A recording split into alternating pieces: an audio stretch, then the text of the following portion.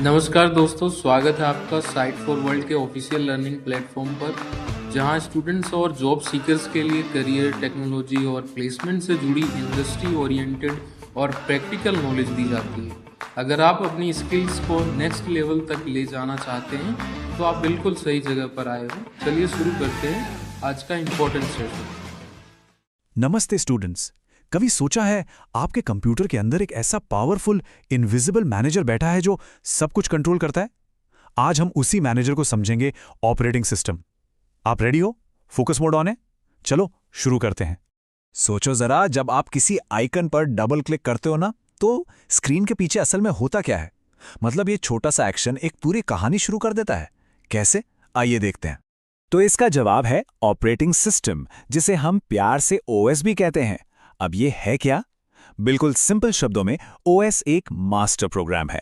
इसका काम है एक ऐसा एनवायरनमेंट, एक ऐसा माहौल बनाना जहां आप और मैं यानी यूजर्स आराम से दूसरे प्रोग्राम्स चला सकें।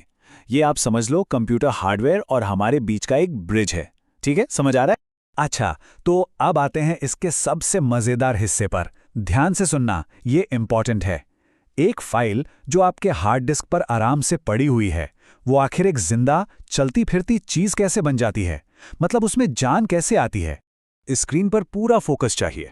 देखो, दो चीजें हैं, प्रोग्राम और प्रोसेस। इनका फर्क समझना बहुत जरूरी है। एक प्रोग्राम सोचो एक रेसिपी बुक जैसा है, बस लिखी हुई इंस्ट्रक्शंस पैसिव है, डिस्क पर पड़ी है। लेकिन प्रोसेस क्या है? वो है उस रेसिपी को असल में बनाना, कुकिंग का एक्ट।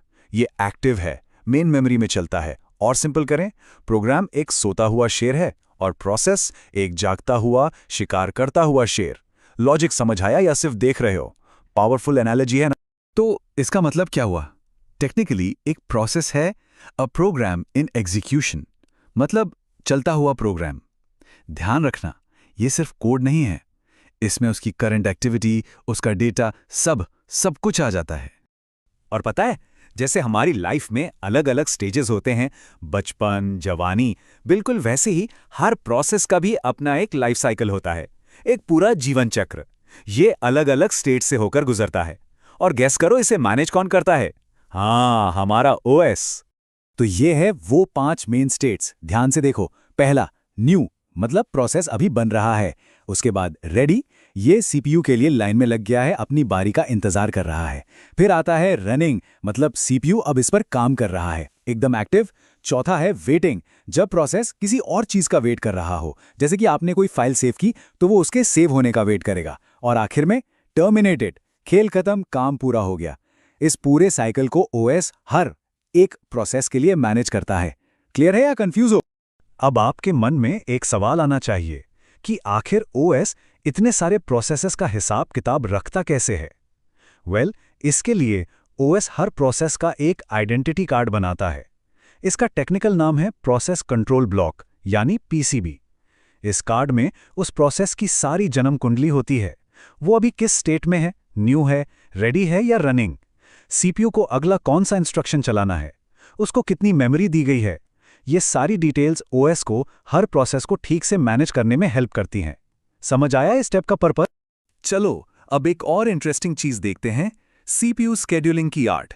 सोचो, जब एक से ज्यादा प्रोसेस रेडी स्टेट में है, मतलब सब लाइन में खड़े हैं, तो ओएस ये कैसे डिसाइड करता है कि सीपीयू पहले किसको मिलेगा? रेडी हो नेक्स्ट स्टेप के लिए?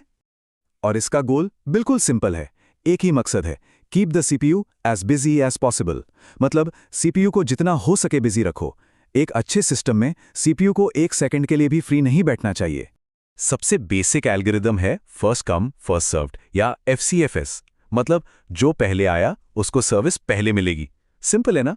लेकिन अब जरा इस टेबल पर नजर डालो और आपको इसकी सबसे बड़ी प्रॉब्लम दिखेगी। देखो, प्रोसेस P1 पहले आया और उसको 24 मिलीसेकंड चाहिए थे, ठीक है, लेकिन उसके चक्कर में P2 और P3, जिनको सिर्फ 3-3 मिलीसेकंड चाहिए थे, उन बेचारों को कितना लंबा इंतजार करना पड़ा। रिजल्ट क्या हुआ? एवरेज वेटिंग टाइम सीधा 17 मिलीसेकंड हो गया। अगर इंटरव्यू में पूछा गया तो बता पाओगे इसकी कमी? इससे साफ है कि यह हमेशा बेस्ट तरीका नहीं है। तो अगर एफसीएफएस जैसे सिंपल तरीके हर बार काम नहीं करते, तो फिर ओएस वो जादू कैसे करता है जिससे हमें लगता है कि वीडियो भी चल रहा है, म्यूजिक भी बज रहा है और बैकग्राउंड में डाउनलोड भी हो रहा है, सब एक साथ? ये जगलिंग एक्ट होता कैसे है? सच तो ये है कि ओएस एक इल्यूजन क्रिएट करता है, एक भ्रम। आपको ये जानकर शायद हैरानी हो, पर एक सिंगल कोर सीपीयू एक टाइम पर सिर्फ एक ही काम कर सकता है। हाँ, सिर्फ एक। लेकिन ओएस इतनी तेजी से प्रोसेसेस के बीच स्विच करता है ना कि हमारी आंखों को धोखा हो जाता है। हमें लगता है सब कुछ पैरेलल में एक साथ हो रहा है। Amazing, right?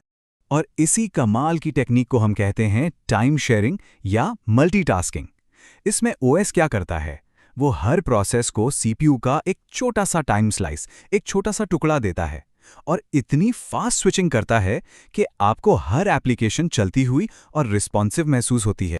तो इतना सब कुछ देखने के बाद इस पूरी कहानी का असली गुमनाम हीरो कौन निकला? बिल्कुल सही, हमारा अपना ऑपरेटिंग सिस्टम। आपके एक सिंपल से डबल क्लिक से लेकर एक पूरी एप्लीकेशन के स्मूथली चलने तक, इस पूरे सफर के हर एक कदम को पर्दे के पीछे से ओएस ही मैनेज करता है। तो ओएस ही अल्टीमेट मैनेजर है, वही सब कुछ संभाल रहा है। लेकिन एक आखिरी सवाल, जरा सोचिए, क्या होगा अगर ये मैनेजर ही फेल हो जाए? इसके बारे में जरूर सोचना। मिलते हैं अगले सेशन में। तो हमारे चैनल को सब्सक्राइब कीजिए और वीडियो को अपने दोस्तों के साथ शेयर जरूर कीजिए।